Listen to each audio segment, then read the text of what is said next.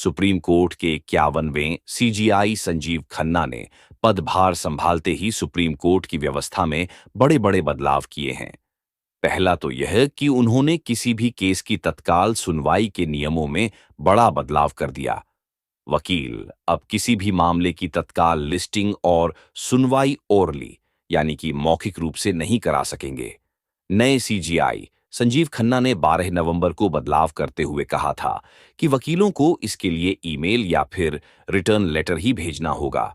वकीलों को ईमेल भेजकर पत्र देकर यह बताना होगा कि केस की अर्जेंट लिस्टिंग और हियरिंग क्यों जरूरी है, ऐसी क्या जरूरत आन पड़ी है। इसके बाद दूसरा बड़ा बदलाव किया रोस्टर सिस्टम को लेकर। सीजीआई खन्ना ने फैसला लिया कि सीजीआई और 2 सीनियर जजों की अध्यक्षता वाली पहली 3 बेंच लेटर पिटीशन और जनहित याचिकाओं यानी कि पीआईएल की सुनवाई करेंगी। केस अलॉटमेंट के नए रस्ते के तहत सुप्रीम कोर्ट को लिखे लेटर पर आधारित याचिकाओं और पीआईएल की सुनवाई सीजीआई खन्ना, जस्टिस बीआर और जस्टिस सूर्यकांत की अध्यक्षता वाली ही बेंच करेगी। दरअसल नवंबर 2022 से पहले पूर्व सीजीआई यूयू ललित सभी 16 बेंच को जनहित याचिकाएं सुनवाई के लिए अलॉट कर रहे थे, लेकिन सीजीआई बनते ही डीवाई चंद्रचूड़ ने इसे बंद करा दिया था। लेकिन अब जब सीजीआई संजीव खन्ना ने अपना पदभार संभाला है तो उन्होंने इसे फिर से शुरू कर दिया है। इसके साथ ही सुप्रीम कोर्ट का रोस्टर सिस्टम एक बार फिर सवालों में आ गया है। पहले भी सुप्रीम कोर्ट के रोस्टर पर बवाल मच चुका है और आज हम इसी मुद्दे पर करेंगे। इस रिपोर्ट में बात तो वीडियो को आखिर तक जरूर देखें और इसमें जानने की कोशिश करेंगे कि आखिर कैसे रोस्टर सिस्टम पर बवाल मचा हुआ था। नमस्कार, मैं हूं अंशिता। तो सीजीआई संजीव खन्ना ने जो रोस्टर प्रक्रिया शुरू की है, इस पर पहले भी विवाद हो चुका है। सुप्रीम कोर्ट के ही 4 जजों ने सवाल उठाए थे। सुप्रीम कोर्ट के एक वरिष्ठ वकील हैं प्रशांत भूषण। उन्होंने तो इस प्रक्रिया को सुप्रीम कोर्ट में ही चुनौती दे दी थी, लेकिन इससे जुड़ा सबसे बड़ा विवाद 6 साल पहले सामने आया था। यह बात है 12 जनवरी 2018 की, जब कुछ ऐसा हुआ जो सुप्रीम कोर्ट के इतिहास में पहले कभी नहीं हुआ था। सुप्रीम कोर्ट के 4 वरिष्ठ समम जजों ने उस समय की सीजीआई दीपक मिश्रा के खिलाफ मोर्चा खोल दिया था।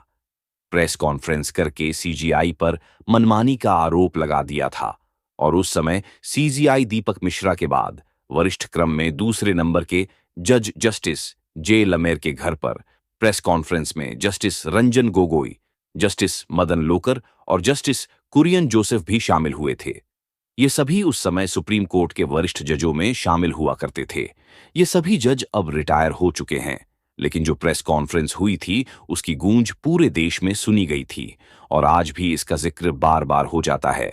प्रेस कॉन्फ्रेंस में जस्टिस चैलम शवर ने कहा कि कभी-कभी होता है कि देश के सुप्रीम कोर्ट की व्यवस्था भी बदलती है। सुप्रीम कोर्ट का प्रशासन ठीक तरीके से काम नहीं कर रहा है। अगर ऐसा चलता रहा तो लोकतांत्रिक परिस्थिति ठीक नहीं रहेगी। जस्टिस चेलम्मेश्वर ने कहा था कि अगर हमने देश के सामने यह बातें नहीं रखी और हम नहीं बोले तो लोकतंत्र खत्म हो जाएगा। हमने चीफ जस्टिस से अनियमितताओं पर बात की थी। उन्होंने बताया कि 4 महीने पहले हम सभी 4 जजों ने चीफ जस्टिस को एक पत्र लिखा था जो कि प्रशासन के बारे में था। हमने कुछ मुद्दे उठाए थे। चीफ जस्टिस पर देश को फैसला करना चाहिए, हम बस देश का कर्ज अदा कर रहे हैं। जजों ने यह भी कहा था कि हम नहीं चाहते कि हम पर कोई आरोप लगाए। हमने इस मुद्दे पर चीफ जस्टिस से बात की, लेकिन उन्होंने हमारी बात नहीं सुनी। जो पत्र सीजीआई को लिखा गया था उसमें रोस्टर का मुद्दा सबसे अहम मुद्दा था। पत्र में लिखा था कि रोस्टर तय किए जाने के नियमों से हटने से संस्थान की पवित्रता और ईमानदारी पर संचय खड़ा होता है। हमें यह कहते हुए दुख हो रहा है कि नियमों का पालन सख्ती से नहीं किया गया। ऐसे मौके भी आए जब देश और संस्थान पर प्रभाव डालने वाले मामलों को सीजेआई ने अपनी चुनी हुई बेंच को सौंप दिया, जबकि ऐसा करने का कोई आधार नहीं था। इसे किसी भी कीमत पर रोका जाना चाहिए। हम यहां इन मामलों का जिक्र इसलिए नहीं कर रहे हैं ताकि संस्थान यानी कि सुप्रीम कोर्ट की इमेज को नुकसान ना हो। हालांकि यह भी साफ है कि पहले से ही काफी हद तक संस्थान को नुकसान हो चुका है। तो उस वक्त प्रेस कॉन्फ्रेंस में चारों जजों ने कहा था कि हम नहीं चाहते कि 20 साल बाद कोई कहे कि चारों सीनियर जजों ने अपनी आत्मा बेच दी थी। इन जजों ने 7 पेज की एक चिट्ठी चीफ जस्टिस को लिखी थी। उसमें कई बातों का जिक्र था। हम यहां पहले आपको चिट्ठी की मुख्य बातें बताते हैं, जो बड़े आरोप चीफ जस्टिस पर लगाए गए थे। तो उस चिट्ठी में लिखा था कि चीफ जस्टिस ऑफ इंडिया केसों के बंटवारे में नियमों की अनदेखी कर रहे हैं। चीफ जस्टिस परंपरा से बाहर हो रहे हैं, जिसमें महत्वपूर्ण मामलों में सामूहिक निर्णय लिए जाते हैं।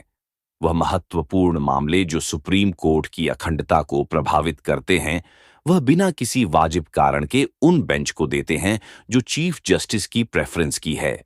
इसने संस्थान की छवि खराब की है।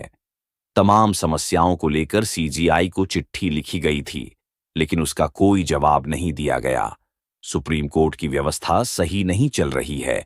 इस संबंध में हमारे सभी प्रयास बेकार गए और इसमें सबसे बड़ा मुद्दा था रोस्टर सिस्टम को लेकर, जिसमें कहा गया था कि सीजीआई मनमानी करते हैं। बड़े और महत्वपूर्ण केस वरिष्ठ जजों की जगह जूनियर जजों को सौंप दिए जाते हैं, खास तौर पर ऐसे केस जो सरकार से जुड़े हुए होते हैं, जिससे ऐसे में मैसेज जा रहे हैं कि सुप्रीम कोर्ट को सरकार की तरफ से मैसेज किया जा रहा है, जबकि हकीकत में ऐसा नहीं है। इसके अलावा कई मुद्दे उठाए गए थे जिसकी तरफ ध्यान दिलाए जाने की जरूरत बताई गई थी। वैसे एक बात बता दें कि इस प्रेस कॉन्फ्रेंस में शामिल 4 जजों में से एक जस्टिस रंजन गोगोई थे, जो कि आगे चलकर सीजीआई भी बने थे। जजों की तरफ से जो मुद्दे उठाए गए थे, उसमें सबसे बड़ी मांग तो यही थी कि हाई कोर्ट में स्वीकृत जजों के कई पद खाली हैं। जजों के पद खाली होने के कारण मुकदमों का बोझ बढ़ता ही जा रहा है। ऐसे में जो रिक्त पद हैं, उन्हें भरा जाना चाहिए। रोस्टर का मामला बाद में सुप्रीम कोर्ट में सुनवाई के लिए भी पहुंच गया था।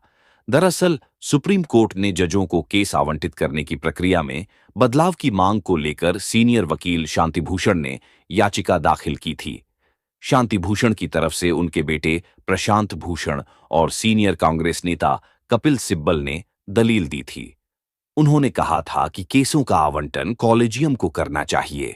वहीं अटॉर्नी जनरल ने कहा था कि chief justice of India he master of Ross हैं। अगर कई जजों द्वारा मिलकर रोस्टर तय किया जाएगा तो सिस्टम ध्वस्त हो जाएगा, लेकिन सुप्रीम कोर्ट ने याचिका को खारिज कर दिया था। आमतौर पर याचिकाएं सीधे रजिस्ट्री से जजों के पास चली जाती हैं। सिर्फ संवेदनशील मामलों को ही रजिस्ट्री चीफ जस्टिस के पास फैसले के लिए भेजती है कि उसे किस बेंच में लिस्ट करना है। कोर्ट ने याचिका की सुनवाई करते हुए इसे खारिज कर दिया था। सुप्रीम कोर्ट के न्यायाधीश ए.के. सीकरी और अशोक भूषण की 2 सदस्यीय खंडपीठ ने याचिका को खारिज करते हुए कहा था कि सीजीआई ही मास्टर ऑफ रोस्टर होते हैं।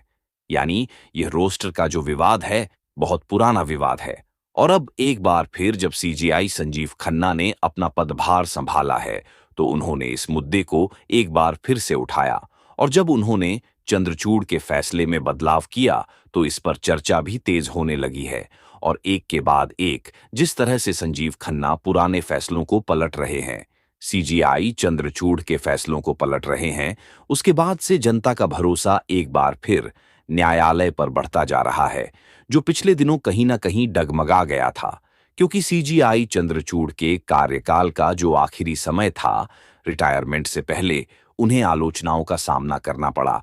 जिस तरह से उनके घर के गणेश पूजा का वीडियो सामने आया, जिसमें पीएम मोदी शामिल हुए थे, उसके बाद भी उनके कई बयान ऐसे रहे जिस पर आलोचना का सामना उनको करना पड़ा। और इसी के अलावा कुछ टिप्पणियां जो उन्होंने की, पिछले दिनों उसको लेकर भी जजों ने ही उनके खिलाफ नाराजगी जाहिर कर दी थी। तो इसको लेकर सीजीआई चंद्रचूड़ विवादों में गिर गए थे और अब जब संजीव खन्ना ने अपना पदभार संभाला, तो जनता को कहीं ना कहीं उन पर भरोसा नहीं हो रहा था। लेकिन अब जिस तरह से वह एक के बाद एक चंद्रचूड़ के फैसलों को पलट रहे हैं, उसके बाद से जनता का भरोसा एक बार फिर बढ़ रहा है। लेकिन यह भरोसा कब तक कायम रह पाता है, ये देखने वाली बात होगी। तो ये रिपोर्ट आपको कैसी लगी, हमें कमेंट करके अपनी राय जरूर दीजिएगा। इसी के साथ मुझे दीजिए इजाजत। देखते रहिए